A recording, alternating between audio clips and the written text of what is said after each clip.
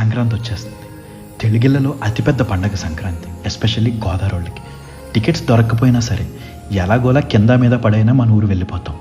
సంవత్సరం మొత్తం అయిన వాళ్ళకి దూరంగా కష్టపడిన మనల్ని వాళ్ళకి దగ్గర చేసేదే ఈ సంక్రాంతి పండగ. దేశంలో ఏ మూలనున్నా సరే పండగకి ఊరు వెళ్ళాల్సిందే. ఇంటి దగ్గర అయితే 10 రోజుల ముందు నుంచే స్టార్ట్ అయిపోద్ది హడావిడి. పిండి వంటలు, స్వీట్స్, ఇలా బోల్డ్ అనే ప్రిపరేషన్స్. ఇంటికి వెళ్ళాక ఫ్రెండ్స్, కజిన్స్, చుట్టాలు వీళ్ళందరినీ సంవత్సరం తర్వాత కలుస్తుంటే ఆ హ్యాపీనెస్ మామూలుగా ఉండదు. ఊరంతా ఎక్కడ చూసినా గొబ్బెమ్మలు, ముగ్గులు, పువ్వులతో డెకరేట్ చేసే ఇల్లు, లంగా బొన్నీల అమ్మాయిలు, కోడి పందాలు, గంగిరెద్దుల విన్యాసాలు, హరిదాస్ పాటలు, గాలిపటాలు, కోనసీమ జిల్లాలో ప్రబల తీర్థాలు, కొత్త సినిమా రిలీజులు, క్రికెట్ టోర్నమెంట్లు, అబ్బో బోల్డర్ని.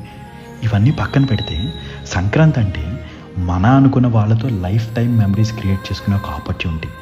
అలా అందరితో కూర్చొని మనసారా మాట్లాడుకుంటూ చిన్నప్పటి కబుర్లు చెప్పుకుంటూ ఎంజాయ్ చేసే ఆ క్షణాలు లైఫ్లో బెస్ట్ మూమెంట్స్ అని నా ఫీలింగ్. ఇలా ఒకటా రెండా, సంక్రాంతి పండుగ అంటే మాటల్లో చెప్పలేని ఆనందం. ఇంకా పండగ అయిపోయి వెనక్కి వెళ్ళిపోతుంటే ఆ బాధ, మళ్ళీ సంవత్సరం వరకు మన వాళ్ళందరినీ ఒక చోట చూడలేము, కలవలేము అని. ఒక వారం 10 రోజులు ఆ ట్రాన్స్లోనే ఉంటాం, మైండ్ డైవర్ట్ అవ్వదు. ఎంత పెద్దవాళ్ళం అయిపోయినా సంక్రాంతికి మన ఊరు వెళ్ళడం అనేది ఒక ఎమోషన్, ఎప్పటికీ మారనిది అది.